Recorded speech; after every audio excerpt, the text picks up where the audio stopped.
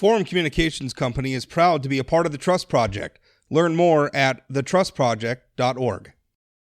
Hey folks, before we get started, I just wanted to tell you, you can unlock unlimited access to political news, commentary, opinion, and a whole lot more at inforum.news/port for only 99 cents a month for your first 3 months. Hurry, get this limited time offer at inforum.news/port now.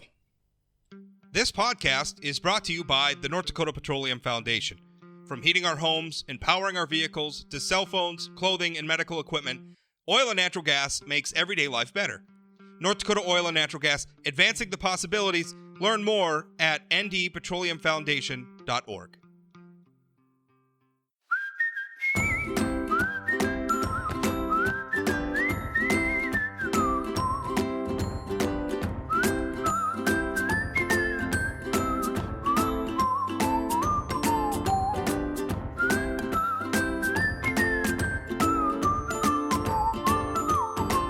Welcome to Plain Talk. Happy to be with you. And today, we're going to talk about one of those fundamentally intractable political issues in America, right? I mean, there's a few of them out there. Abortion is one.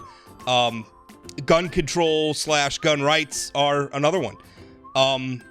It seems like whatever may be happening, and I think I want to stipulate up first, I'm a pro-gun person. Guns have been a part of my family my entire life. My father was a police officer and a soldier. He started me with out shooting a .22 when I was 6 years old. Guns and more importantly, gun safety, hunting, all of those things have been an important part of my family my entire life. That being said, I think we can recognize that America has a problem. Gun violence, after a decades-long decline, violent crime, is on the way back up, and guns are a part of that, whether we like it or not. We also, as a smaller subset of that larger problem, we have a problem with school shootings and mass shootings in general, not just at schools, but mass shootings in general. And we need to solve these problems. We need public policy solutions, and I think there are things that we can find that are a part of this. Now, one of the most popular, or I guess most off-cited pieces of policy in response to this is our red flag laws. And these are essentially, and obviously they work differently in different jurisdictions. There's different iterations. I think there's 19 states that have them now. But essentially how they work is they provide an avenue so that if somebody is having problems, there is a legal procedure, a legal proceeding that kicks in, that people can access, that allows that person to have their guns taken away. Now, gun control, including myself, I have been critical of this in the past. I'm not. In fact, my guest is going to be Karla Rose Hanson. Chad Oban, my Wednesday co-host, and I are going to interview her in a moment. I was very critical of a bill like that she introduced in a past session. But I've come around a little bit. I think there is a way that we could create a red flag law that simultaneously respects gun rights, that respects due process rights, but that also allows us to get guns out of the hands of people who might be going to either harm themselves, because let's not forget that the number one cause of suicide, or not cause of suicide, I shouldn't say that, but the number one, the biggest category of gun violence in America is violence people do to themselves, suicide. So get guns out of the hands of people that are going to hurt themselves or hurt other people. So we're here to talk about that. Representative Hanson, welcome to the show. Thanks for having me. I'm glad you're having the conversation. And of course, Chad's on. You guys missed it. I wasn't recording it. I was owning Chad with the baseball standings, but the Dodgers have lost 3 in a row. He doesn't want to talk about it. Yeah, I mean, owning. Jesus, that's what you think owning is. Small victories. Oh, yeah. Chad's grumpy. They've lost 3 in a row, like we mentioned. All right, on to the gun control debate. Karla, I gotta think you agree with me at this point. We could probably find middle ground on red flag laws. Yeah, I think it's very possible. Like you said, I think when adults are in the room, we can have a nuanced conversation about, finding some solutions we can all agree on. One problem that I had with your bill, and what I have with a lot of these, I'm very, very concerned about due process on a number of fronts. One, I don't necessarily like that, we go in and we take somebody's gun based on a claim, and then they have to show up in court and pay for their own attorney and defend themselves. I feel like that normally, like when we deny somebody their rights, they usually have to be convicted of a crime. And the standard there is you're innocent until proven guilty, which means all the burden is on the state. And this one, it felt to me like the burden was all of a sudden on the individual to come in and prove they're innocent of not having mental health problems or whatever it is that initiated the process. That bothered me a little bit. And I'm also worried about vindictive use of the process where maybe somebody, like, you don't like your neighbor because they're a Trump supporter or they're a Biden supporter or something, and so you're going to make some outlandish claim, and now all of a sudden, they're in court having to defend their mental health. Those are two big things that worry me. How do we address those in a good red flag bill? Yeah, I can absolutely unpack some of that. A lot of that was addressed in the bill that I introduced in 2019. So a lot of people don't necessarily understand the intricacies of kind of civil court proceedings. And so they might not necessarily understand what elements are in there actually are due process and actually do, prohibit false claims and some of those other concerns you've raised. So let's unpack that a little bit. And I think there might be some opportunity to maybe address further, some of the things you've raised, depending on the decisions of my colleagues in upcoming sessions. So like you said, a red flag law is a process. It's a civil proceeding in the civil court that allows different individuals to petition the court to create a legal process to ask for the temporary removal of a firearm from someone who's been deemed either dangerous to themselves or dangerous to another person. In the 19 states and District of Columbia where they have this, who is able to petition varies. Most commonly, it is a member of law enforcement or a member of the family or household. And there's a definition for family or household.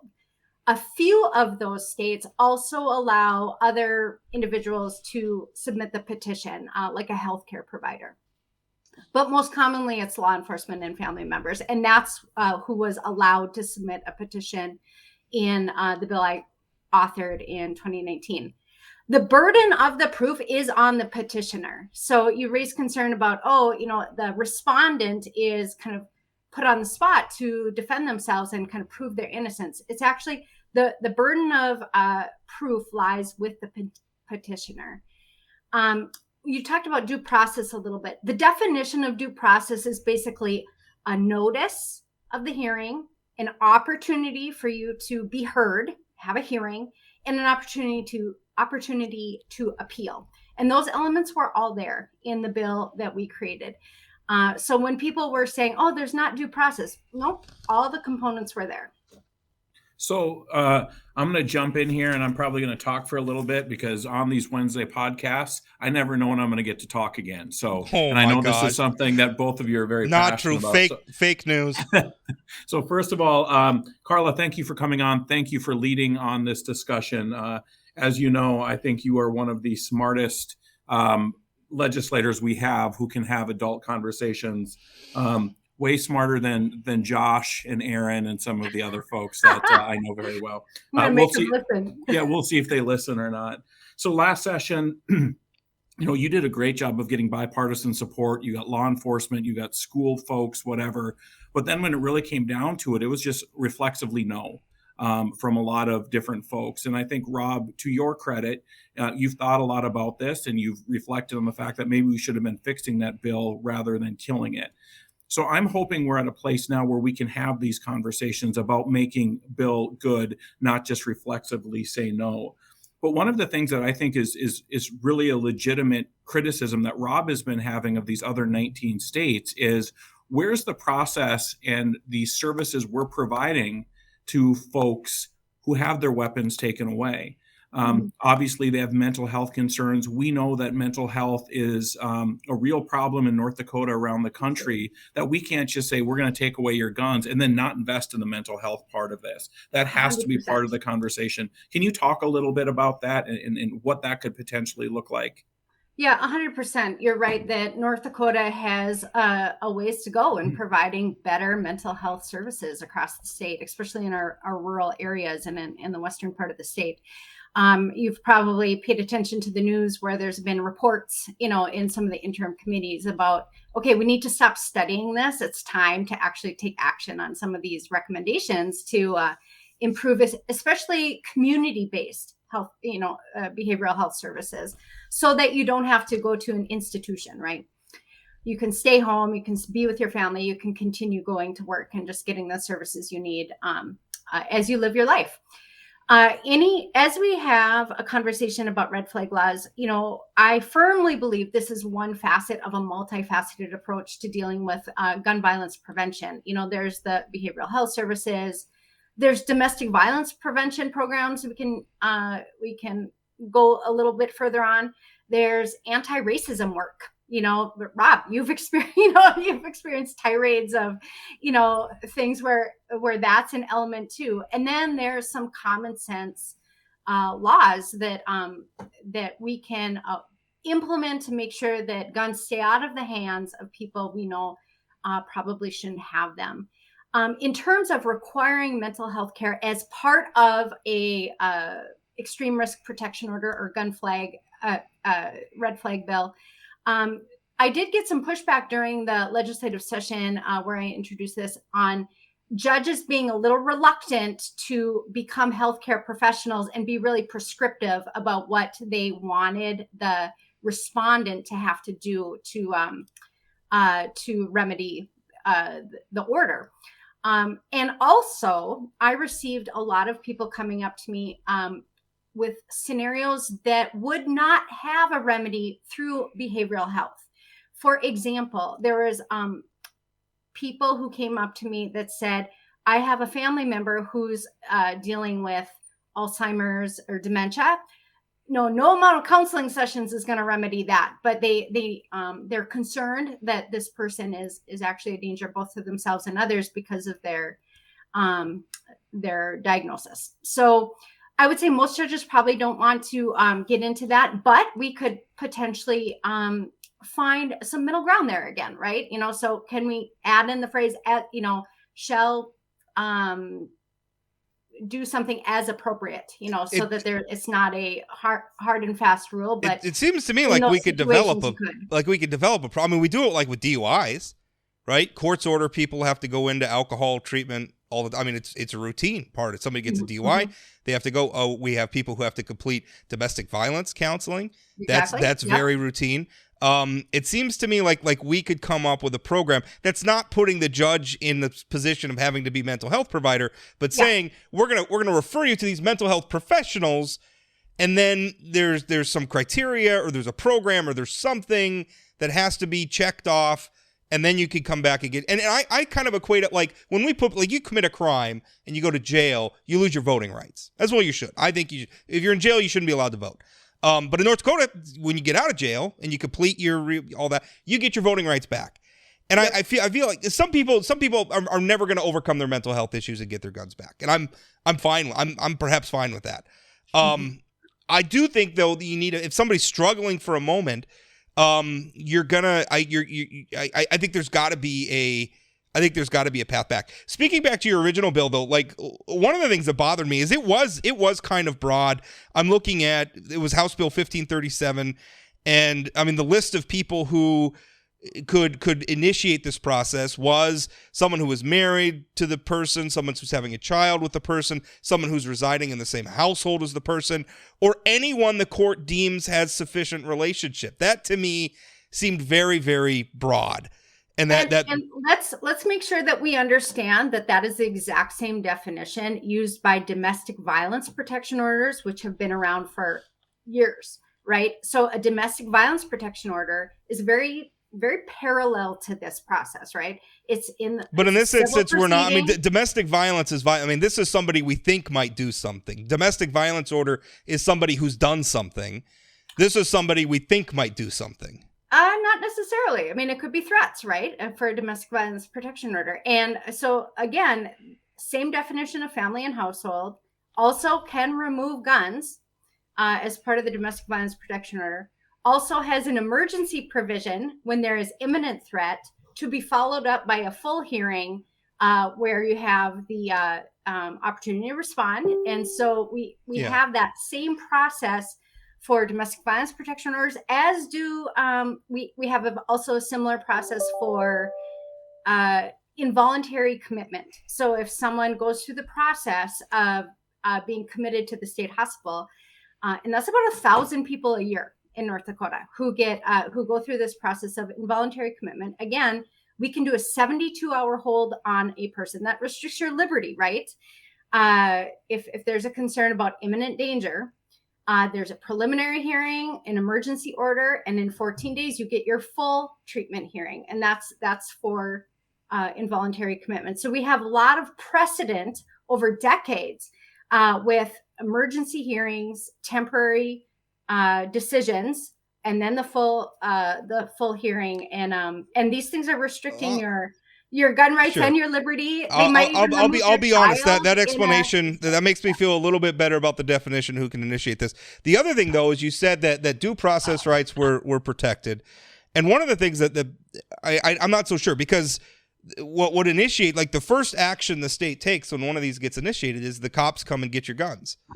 And that feels like the punishment's being meted out, and then you're being forced to come into court and defend, and again, at your own expense, which can be a major hardship for people. Lawyers are not cheap. You have to come in at your own expense and get your guns back. That feels like we're turning that, and granted, innocent until proven guilty, that's the criminal side. This is a civil proceeding, but we're also dealing with a civil right, something that is unambiguously enshrined in the national constitution. So I have a little bit of a problem with, we're going to come out and get your guns, and then you have to come and prove you deserve to get them back. So let's talk a little bit about the right to counsel for that process. Okay. So first of all, I'll lay out, if my colleagues say they want to make it required that you have a right to publicly funded legal counsel, as a respondent, that's a decision they can make. I think I would be fine with that. We would also need to appropriately fund the indigent defense group. We could have a whole show about how we underfund indigent defense in North Dakota. It's actually grossly underfunded. You should put a pin in that topic. And by the way, people who believe in the Constitution, like if you say you're a constitutionalist, the people on the front lines of defending the Constitution are defense attorneys. I used to work in criminal defense. I know all about it. Anyway, go ahead. It's a constitutional right in both the North Dakota and the U.S. Constitution, and we are dangerously close to not filling those constitutional duties based on the rate of pay for both the full-time employees and the contract rate. So anyway, another thing. But let's give a little context to the public defense aspect. So today, we provide a public defender for adults who are charged with a crime and who meet income limits, right? You have to you have to show that you're indigent. We also provide, in the civil side, counsel when you go through the involuntary commitment process. Because that's affecting your liberty. Most recently, we have also extended the right of counsel to juveniles. So that was in some of those juvenile justice reforms we passed recently. So all juveniles, regardless of income, have the right to counsel. Now, in all those different situations, a judge may choose to assess fees that go toward the indigent defense group, depending on obviously income or sometimes the behavior of the defendant in the criminal cases. But so those are examples where it does set some precedent. Where we don't provide it is in other civil proceedings. Really just the involuntary commitment to the state hospital would be the only time we provide public defense a right to counsel on the civil side. So we don't do it for taking away your gun rights through a domestic violence protection order, or your child, when we do child protection services. So those are some examples where we don't do it. Doesn't mean we can't. We need to adequately fund that. But just for we have the context of where we do have it and where we don't, and we certainly could make that decision if we wanted to back that up with financial resources. Chad, you're going to need to unmute yourself if you want to participate in the podcast. This is the first time I've done one of these podcasts. Or done any sort of video conferencing. I apologize. Earlier, Rob, you referenced that we have a sort of school shooting issue, but we also have suicide and all kinds of other issues that go along with gun violence. And I worry that so often in our public schools are forced to deal with the ills of society, and it all sort of comes into that classroom or into that building. And I worry this might be another place where we underfund mental health professionals in our schools, or we can't find them. I mean, that's another real issue. Even if we have funding, or there people trained to do this work. So then it ends up being the teachers are trained on another thing, and teachers are already teaching, doing discipline, all those other things. And these things cost money. And so how do we and this is part of the bigger picture, right? I mean, this isn't, I think there's a combination. We have too many guns and we have mental health issues. I mean, you can't do one without the other. So how do we make sure that our schools are a place where there are professionals there that can identify kids who have problems, get them the services they need before we get to this point where there's an 18-year-old buying an AR-15 and going up and shooting up a school? Yeah, I mean, that's $1 million question, right? And I think you identified one of the big barriers, which is the actual people to deliver the services.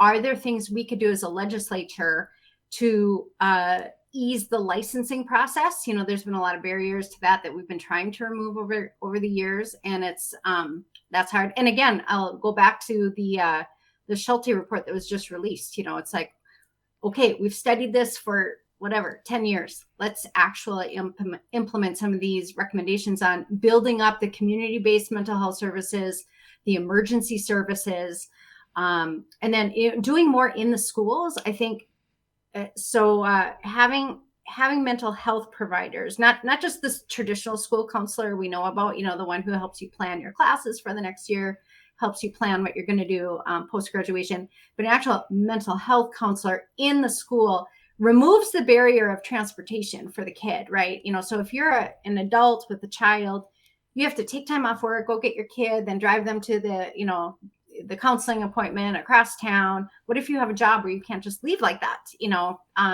So if they can do that right in the building, billing your insurance, billing Medicaid, whatever it might be, I think that removes some barriers. Here's the thing, and I think it kind of gets into and I agree. By the way, I had Congressman Armstrong on the podcast Friday. More school counselors is something he said. We can't find enough school counselors. We need more school counselors, and I agree with that. Here's one thing though, because we talk about red flag laws. Are people going to use them?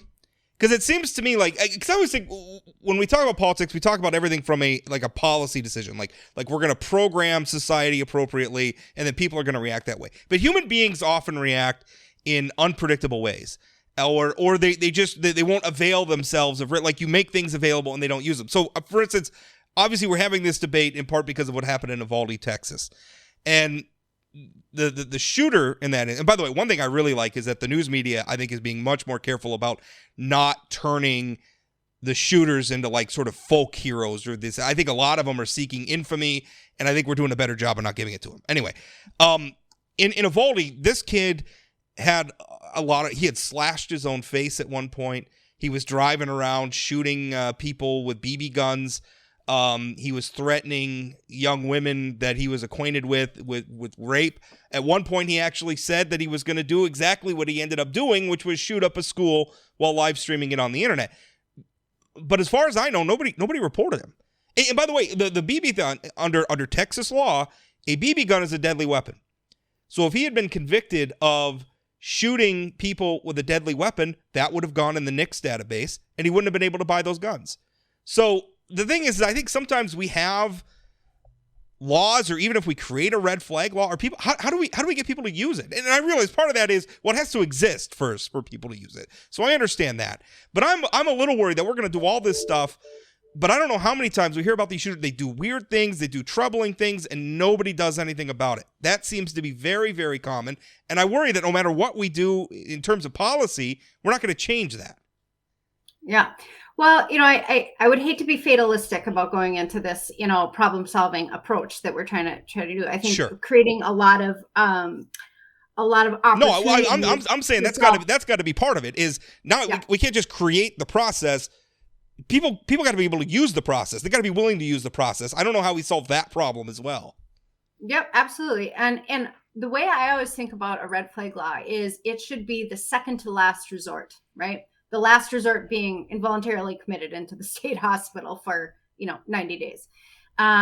So as a second to last resort, there should be lots of other things that happen ahead of time, and one of them being like, Chad, if I was concerned about you, I would have a direct conversation with you, right? And say, look, Chad, you're getting kind of forgetful. I'm worried that you're, don't have the capabilities you used to have. How about we store your gun, at your brother's house for now, or put it, store them separately, and I'll keep the key, or there's lots of different solutions that are less restrictive even than the red flag law. And hopefully some of these conversations that our society is having now will help generate some of those conversations about safe storage, about maybe we need to get you some counseling. Maybe we need to put this in a different place for now, without even going toward this process. That's great. If we can do something without, involving the court, that is, if that works, that's great. Red flag would be second to last resort, and actually having someone lose their liberty basically by going to the state hospital, and your gun rights, by the way, because when you're adjudicated mentally ill, you also lose your gun rights, just like if you were convicted of a felony or a domestic violence offense. So I try to be hopeful in these situations that we can actually get something done this time. And I've been feeling somewhat hopeful that things have changed this time. I'm glad we're having this conversation. I think this is a step forward in terms of passing this. But I know that one of the gun proponents, the NRA's strategies, is often just try to get as far away from the event as possible. People will lose focus on it, and then we won't do anything. I will be honest, I listened to the interview, Rob, you had with Congressman Armstrong last week. I wasn't all that blown away. It felt like just sort of the normal, the Democrats' bill is terrible, these people don't understand us. And when given the opportunity to explain, like, what, if he was king of the world, there wasn't a lot of there, in my opinion. Yeah. And I don't want to be critical. I just worry that I do want to be critical. But I think the criticism can go both ways, because I think in a lot of ways, Democrats don't understand gun culture, and they're not trying to understand gun. Even a little while ago, where you said, part of the problem is we have too many guns.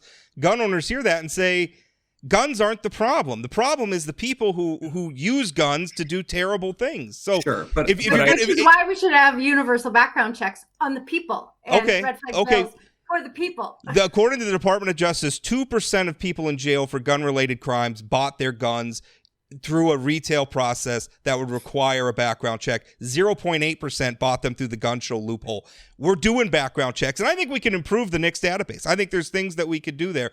But the problem is I think Democrats focus like somebody commits a crime with a gun, and we start going after legal gun owners. Right. As a gun rights proponent, that I have a problem with that. Stop coming after me. I'm not doing the crime. Rob, I'm going to get to my point here, because I want to be hopeful that we can do something about this. And I apologize that we have too many guns, and maybe I should have said we have too many certain kinds of guns in certain kinds of situations. Because I'm sorry, I don't know if you have seen any of the comments about the kids. And what happened to those kids because of the type of weapon that was used to kill them. It was a 5.56 round, which is not even a particularly powerful round. Just about. And listen, it was horrible. I don't like listening to that, but any bullet is going to do that, right? Yeah. He wasn't using some military grade armor-piercing bullet.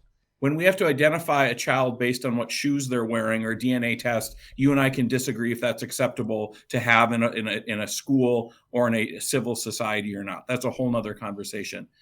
I'm reading a book about the untold story of the NRA. It's probably from years ago. And they talk about the strategies that are used after these type of things.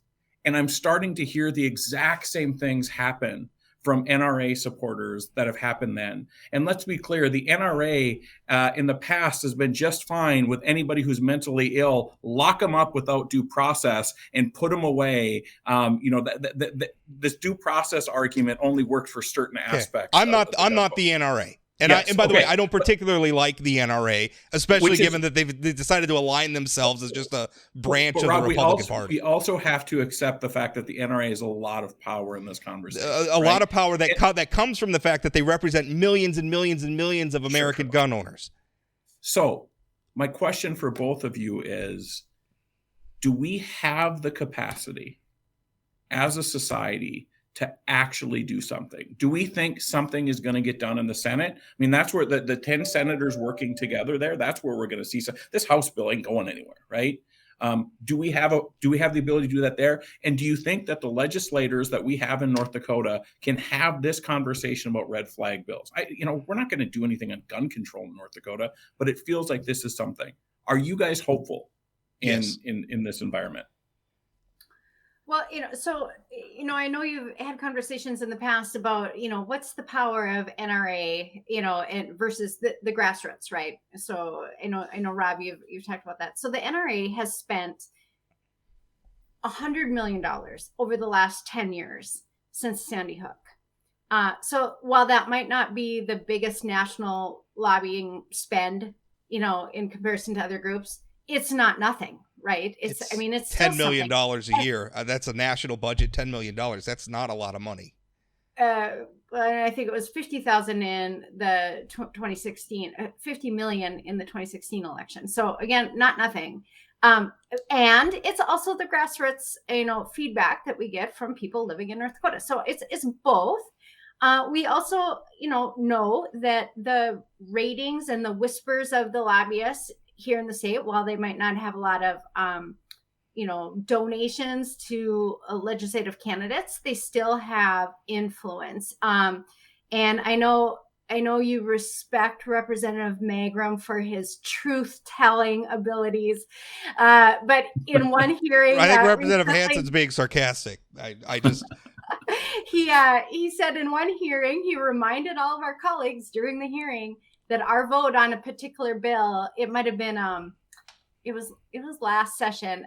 So maybe it was a stand your ground bill. I don't even remember. He's like, you guys remember that your vote on this bill will be part of your NRA rating. Yeah. He said it during the hearing. But that's grassroots, because why does the NRA rating matter? Because thousands and thousands of North Dakota voters care about it.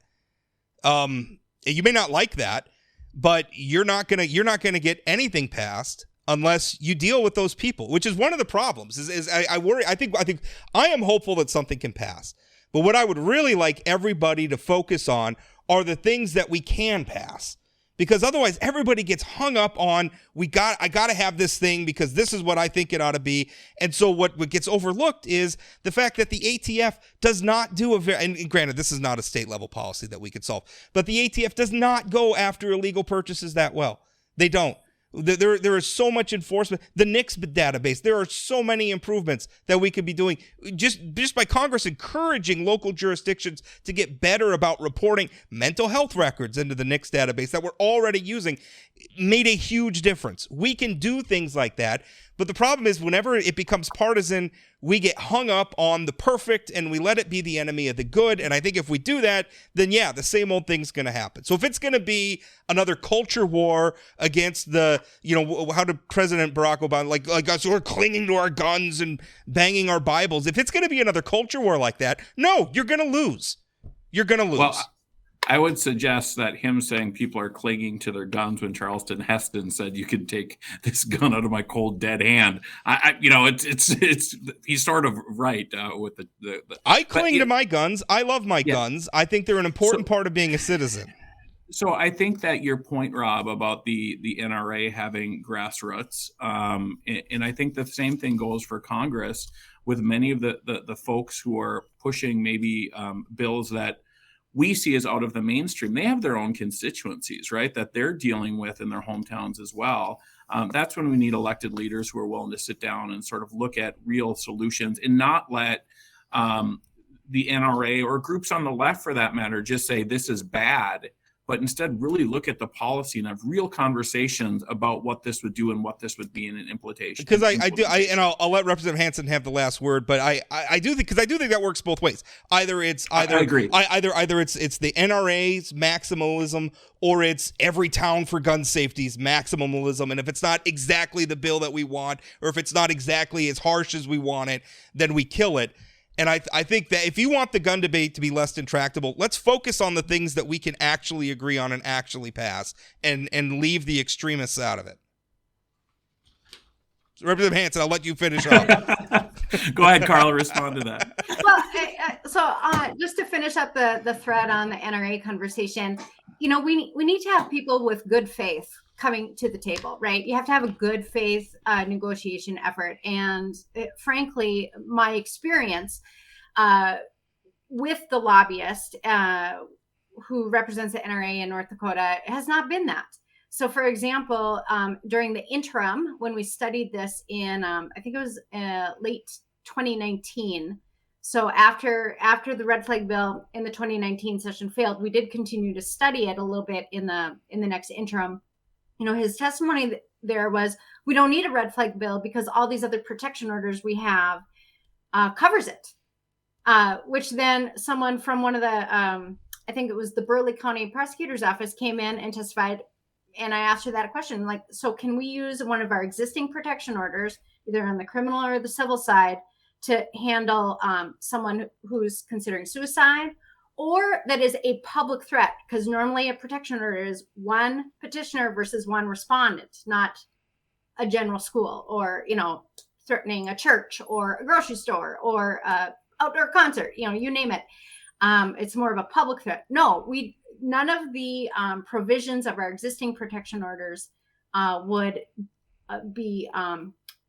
cover those situations, is her testimony. But so and then he also made a comment of like, we just need to raise our families right.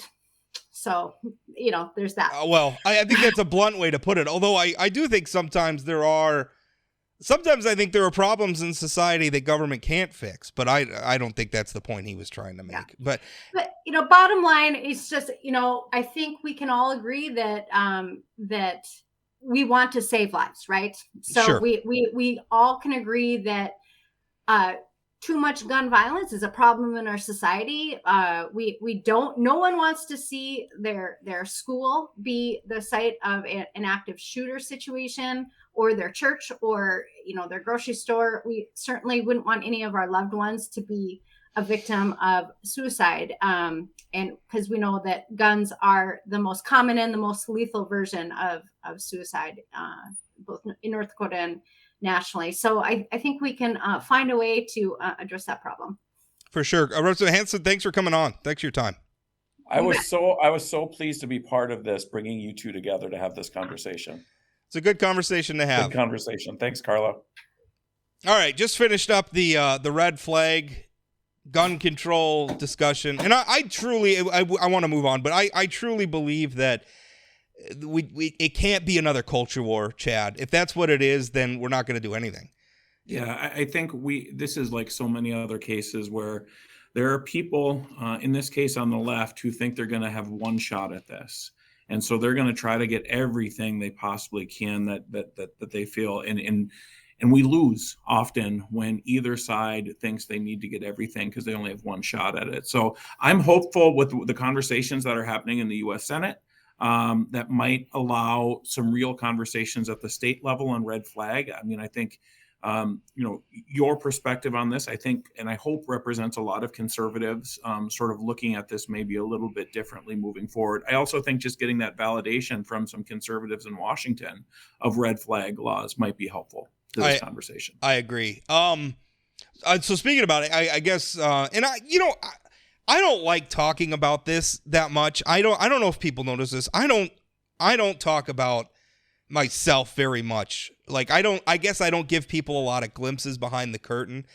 And part of that is on purpose, right? I mean, my public facing persona is that I am imperturbable, right? People don't get under my skin. I cultivate that. Now, that's not to say that when people say awful things about me that it doesn't bother me. Of course it does. I'm a human being.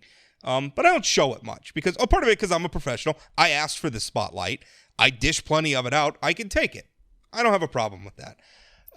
But this week, and starting over the weekend, and things have been really ugly. I listed some of them in a column I wrote previously, and I wrote it about this subject where, I had a guy threatening me at the Republican state convention. There's been a lot of focus on me as being sort of a traitor to the conservative cause because I won't line up with this sort of Trumpy populism that is trying to take over the Republican Party in North Dakota.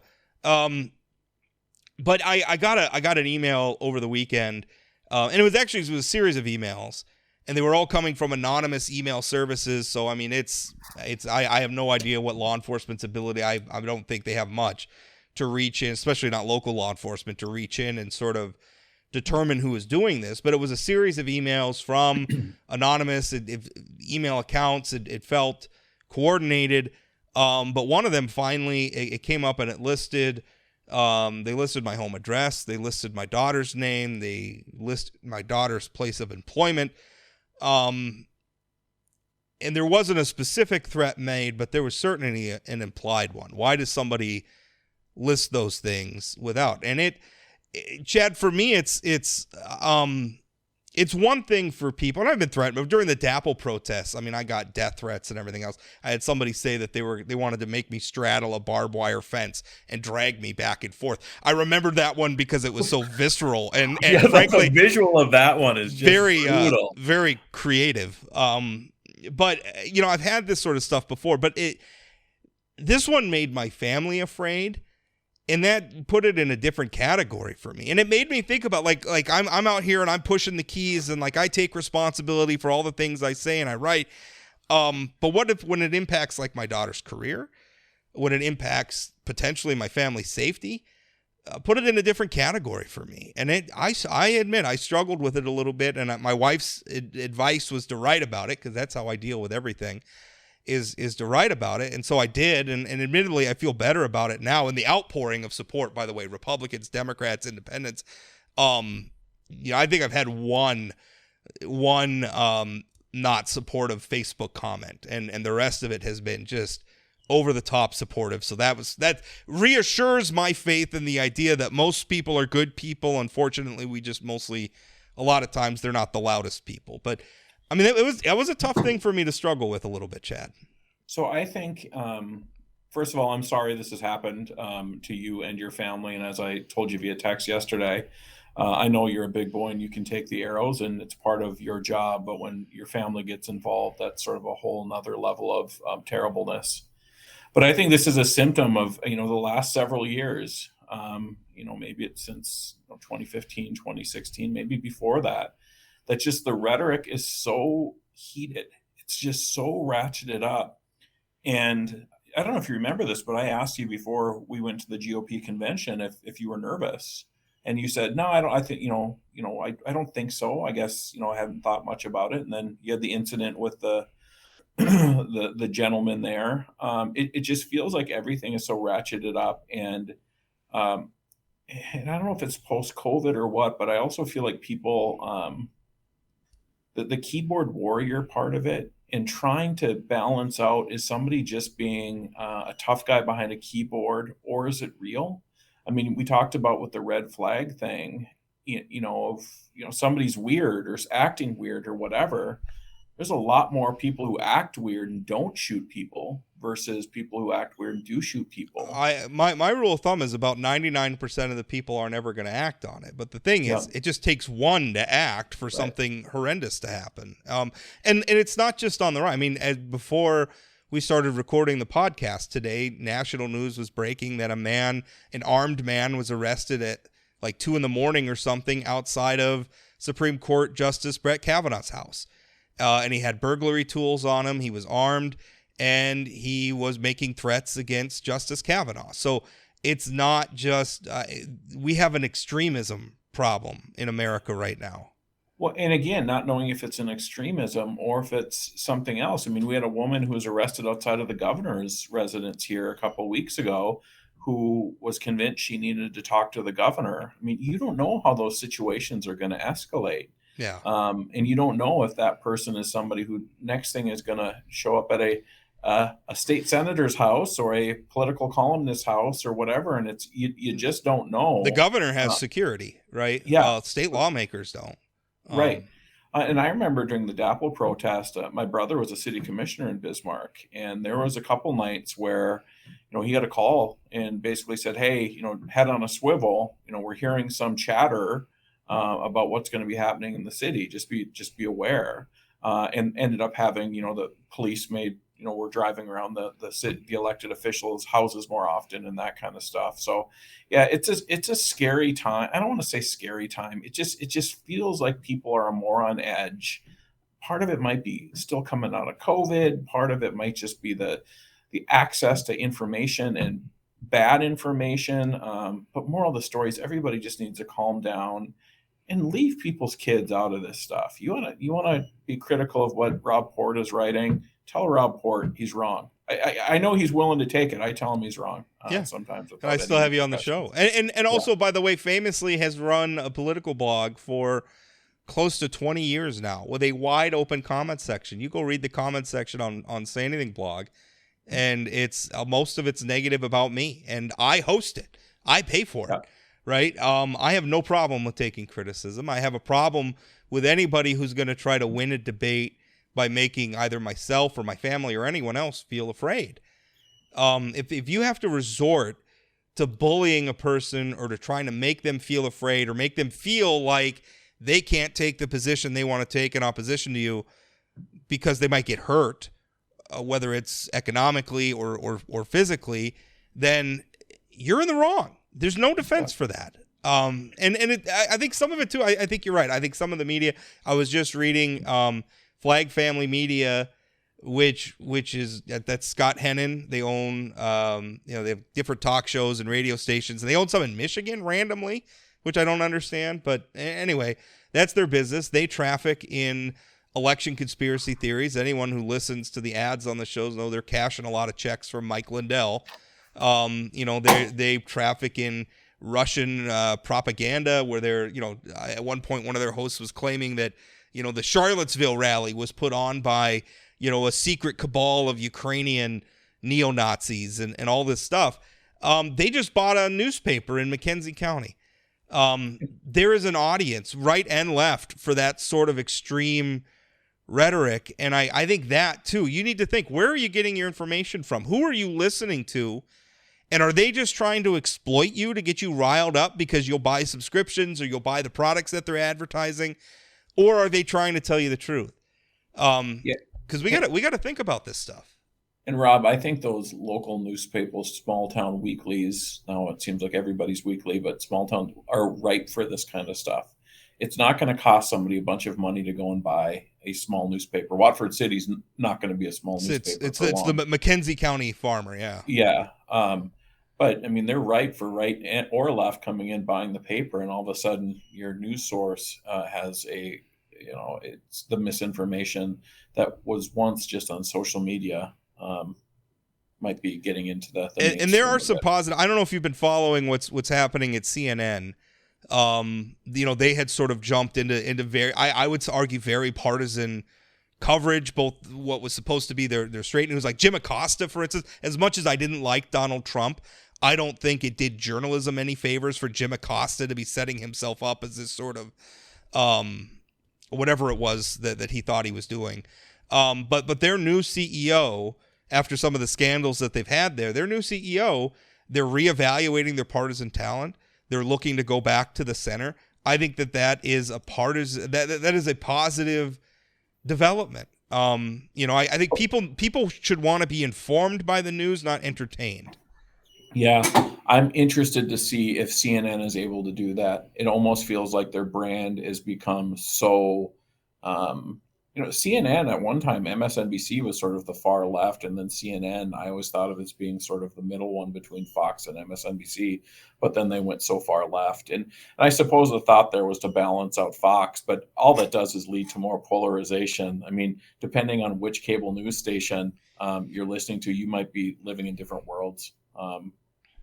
I tell I like to talk about my mom on the show. I often tell her I can tell when she's been watching too much CNN and too much MSNBC.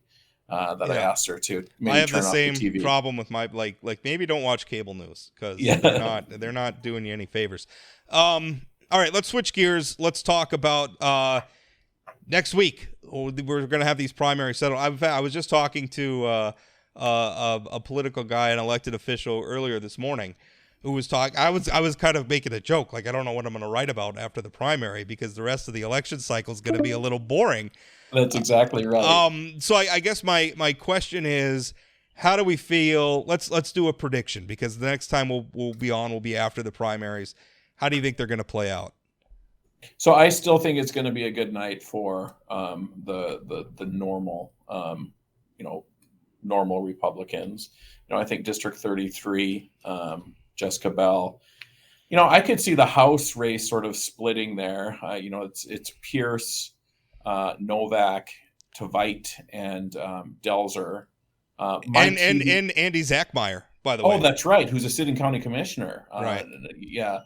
I mean, I will tell you, my TV is lit up with District 33 House commercials paid for by Doug Burgum. And I will tell you, they drive me nuts, Rob. I understand political ads, but these guys are going to take on Joe Biden from the North Dakota House, and they're going to solve inflation, and they're going to lower taxes.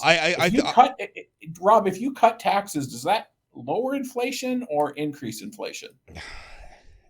Well, the true answer, Chad, is it depends on which tax you're cutting, in which jurisdiction, it's a complicated answer, right? Yeah, but they're gonna do both. Surprise, surprise, we're not getting into a lot of nuance in a 30-second TV spot. Do you think we're going to reach a point of diminishing returns with the stuff that the governor's doing? Like I feel because he did it in 2016, he did it in 2020. He's doing it. I mean, he's been doing it. Like this is his go-to thing. It's just flood the zone, and he wins. There was a lot of backlash this cycle, and I agree with you. I think the Bastiat wing is going to have a bad night. District 8's kind of the battleground. I don't know what's going to happen there. I have a feeling they're maybe going to come away with this with a Senate seat, maybe a couple of House victories, and that's about it. I don't think they're going to have a very good night. That being said, I think we may be reaching the point of diminishing returns with the Governor Burgum's approach to this because people are getting savvy to it, and I think long-term people are just going to get kind of sick of it. I'm sick of it. So I think what's really interesting is I agree with your assessment. I feel like this cycle, the reporters have been much more on top of this than they have historically in terms of the spending. I also think one of the things that gets lost in this is, does Burgum, there's not a lot of people in the state who can write a check for $1.6 million for political advertising. God bless him that he can. I mean, he's been very successful in doing that. Does that sort of make people like the governor less? Does that, I mean, is there going to be like a political, is there going to be some sort of thing that's going to happen to the governor in terms of his approval rating and that kind of stuff by going so big?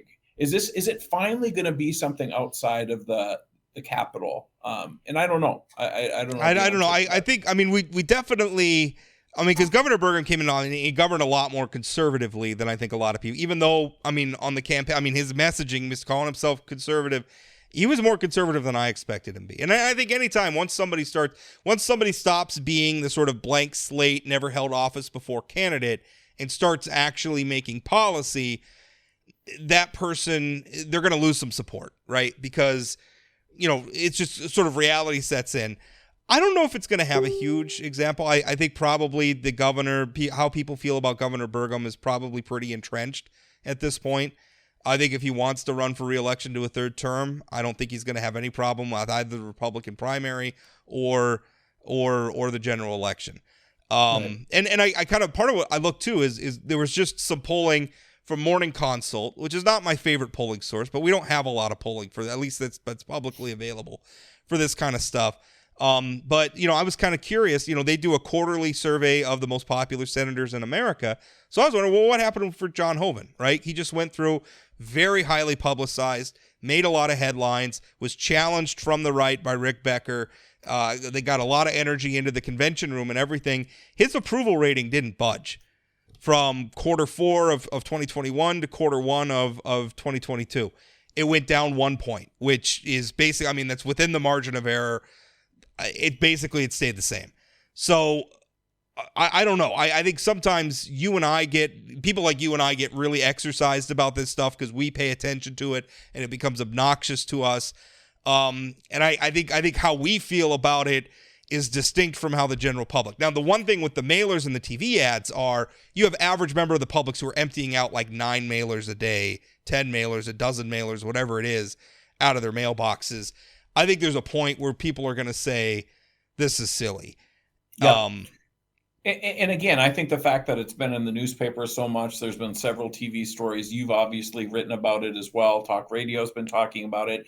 And then you're emptying out your mailbox of 10 mail pieces from the Burgum pack. I think it is. I mean, I don't think it's something that's going to stick around, but I could see people right now sort of having a ick feeling about the governor. And probably will go away by July 1st. I agree. I guess the question is how is it going to play in the primaries? And I worry I worry District 8, did it help or did it hurt? You think it's something like District 33. I think Jessica Bell was going to win that Senate race. I mean, you look at, I don't think Jessica Bell and actually I think that's a little bit, I don't want to say it's frustrating for the candidates because I think they probably mostly appreciate the governor's support. But a little bit, like Jessica Bell, I don't think needed Doug Burgum. I think she raised $120,000 of her own money, none of which came in direct contributions, came from the governor. She wasn't going to have a problem. Sean Cleary, I think in District 35, raised plenty of money. I think he was more than capable of winning that election without Governor Burgum. Erbely, Elke, a lot of these races, I don't think they needed Doug Burgum. But Doug Burgum, I think, is going to get the credit for saving them. And I think in some of those cases, it's a little unfair. Well, and I think that, I will tell you, the only place I'm seeing broadcast television, which for listeners is the most expensive medium for campaigns. By far. The only TV commercials I'm seeing are District 33 House. Right. Other than that, it's been all mail and radio. And I got to be honest, it is hard to spend $1.6 million on mail and radio. In any campaign, in any state, let alone a place like North Dakota. So when you start talking about diminishing returns, if I'm getting 25 pieces of mail with basically the same message, there is a diminishing return at some point. And I guess the question is diminishing return. Is there a backlash? I think that's the question, and I guess we'll find out. Yeah, I think we'll find out. I don't think there generally is a backlash. I mean, people say like, if these mailings don't stop, I'm going to vote for the other candidate. It's like, are you really going to, because you have to throw away a piece of garbage, vote for the other guy? I mean, I have a tough time. My advice would be don't vote on the mailers. Vote on your personal evaluation of the candidates. However you're going to vote. The one and by the way, the one mistake I think the governor has made in this, and I've been making this consistently, is that neither he nor his people have come out and made the affirmative case for doing this. And I think that's one of the ways where you risk a backlash, or you risk jeopardizing the influence of this stuff, is if you're not out making the affirmative case. Because not only, I mean, the reporters are covering it, it's getting talked about, people are emptying the mailers out, they're hearing the radio ads, they're seeing the TV ads, but the governor's just not going to tell us why he's doing all this stuff. I mean, to me, if you're going to do something, and we can all see you're doing it, we all know it, we see the financial reports, we know how much money you put into it, tell us why. Yeah. Tell us why. And I think, again, the transparency piece, tell us where you're spending the money. I guarantee if you're spending $1.6 million, there's a bunch of consultants. And even that, I'm 100% in favor of the transparency. I'm fine with it too. Everybody, I'm 100% in favor of it, but everybody knows where he's spending it. It's showing up in your mailbox, right? I mean, yes. But I want to know how much these consultants are making, Rob, because I guarantee there's a bunch of consultants making a whole lot of money off that $1.6 million. If that's it, I want to work as a consultant, so I could just come in and say, well, you should buy $1 million worth of mailers and carpet bomb people with them. And then retreat to Starbucks and cash my check. And we'll put together the exact same TV commercials with the same high energy voiceover that tells you Biden is bad and we're going to protect freedom. Yeah. I should be a Republican campaign consultant. I got it down, man. That Biden bad, freedom good. It's not. Hey, that plays. It works. There's no doubt it works. I got a little tingle when you said that. No. I'm kidding. But they Yeah, I mean, it works. It's so lowest common denominator. I feel like if they put a little effort into being a little more sophisticated with it, a little more sophisticated a message, I think there would be less backlash. And even the reporters, and I work with these people, I think that if the governor's people were a little bit better about just being candid and talking with them, the tenor of their coverage would have been a lot different. Listen, and I think it's easy to make the case. I actually think what they're doing, if I was in their same position with that amount of money, I would be doing the exact same thing. If I was a guy, I'd be standing up and saying, listen, I don't agree with Jessica Bell on everything, but she's a grown-up. Yeah. Right? Yeah. I'm trying to support the grown-up caucus. I'm trying to support serious-minded policymakers who are going to put public service, and obviously because you're Doug Burgum, serious-minded conservative Republican policymakers who are going to put public service first. Just go out and make that argument. And here are the things that I want to do for the citizens of North Dakota next January. And the Right. only way I can accomplish these things if we have serious-minded adults in the room. Right. Not my puppets, not people who are going to do it. And I even highlight some of the ways in which you've disagreed with these people and the ways in which they voted against you and say, listen, I'm supporting them despite that because overall, I think they're principled people, except for Jeff Delzer. To hell with that guy. That's the one. We just don't get along. That's the one. And listen, I don't like Jeff Delzer's like hide it under the mattress approach to the state budget. I think it's time for Jeff Delzer to go. I think the voters of District 8 last time he was on the ballot had it right when they chose other people and they decided it was time to move on. Shame on the NDGOP executive committee for putting him back in. I think they would have been better off picking somebody else. But whatever. But that's the one in all of this. The one place where you could say it's personal for Doug Burgum is Jeff Delzer. And again, that's the one place where they're buying broadcast television and spending a bunch of money on behalf of Pearson Novak. That's right. And I don't know. That's a five-way race that's very fluid. I think Novak is probably a good bet to get in. As for the rest, I don't know. I think Novak gets in. I think Bill Tvite's the big loser. But the rest, I don't think Zach Meyer's got the mojo. But I think the question between Pierce and Delzer, I don't know. Delzer's got a lot of name recognition. So yeah. I'm glad you made that prediction. There's no way I'm getting into the who's going to be the second. And I'm very tepidly saying it. Like I just don't know. I do think Novak's probably the best chance to get at least one seat. I think Zach Meyer and Tvite are probably pretty far down the ballot.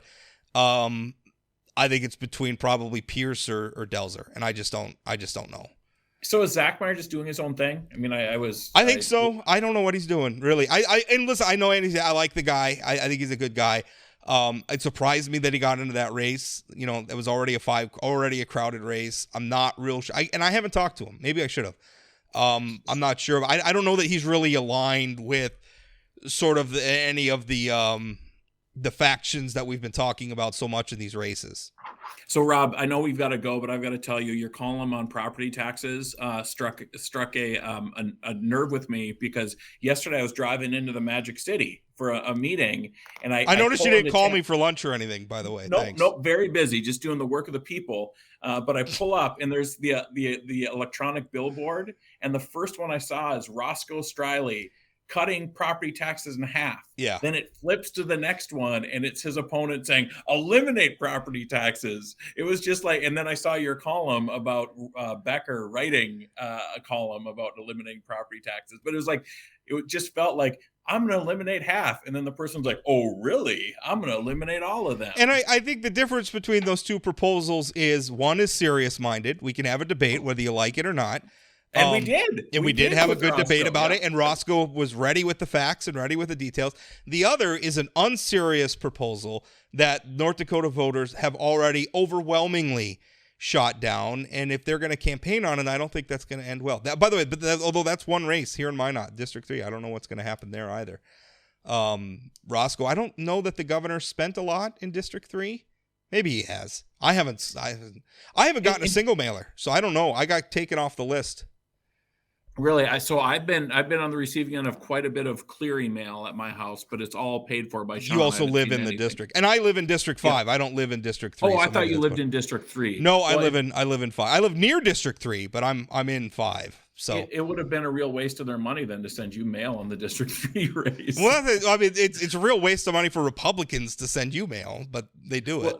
That's true, but hey, I can vote in whatever primary You can vote Rob. in whatever primary you want. That is true. We have an open primary. What do you think, by the way, what do you think of voter registration? Do you think we ought to do it? I go back and forth on this. I will tell you, as a former executive director of the Democratic Party, I would have loved voter registration. I mean, at least you know who your voters are going into an election at a certain point. I really want to get away from the district convention model for endorsing convention. I think having small groups of sort of Republican elitists choose and then say that should trump the larger June primary, I think is wrong. But the one problem with the June primary is, I do think if you want to help Republicans choose their candidate, you should have some buy-in to actually be a Republican. And same with Democrats, same with Libertarians, or any other political party that ends up on the ballot. You know, Rob, if you're a Democrat in 33, in 7, in 8, in 19, where there's no Democrat candidates in November, if you're not voting in the Republican primary, you're giving up your influence at all in who your elected official are. Right. Well, because for you, the vote next week is the general election vote. Like the general, they're gonna whoever wins is gonna run unopposed. Right. In some of those districts in November. So this is the election right now that's happening. And if you care about the direction of the state, and many of these districts have real clear sort of the adults in the room versus, sort of pie in the sky conservatives. I think Democrats should be taking a hard look if they should participate or not. Historically, I don't think Democrats have crossed over. The only time is when they crossed over and voted for Burgum over Stanchum. And that was clear. I mean, I'm sure it happens. I just don't know that it happens in a wide election turning scale. I think and even then, I don't think Burgum needed the Democrat. He got it. Yeah. But I think that turned a strong election victory in June of 2016 into a bloodbath. Yeah, absolutely. All right, well, that's it for this week, and we'll be back next week. We can talk about how all these races finally came out, and then we can also talk about what the hell we're going to talk about the rest of the year. Very good. Thanks, Rob. Thank you.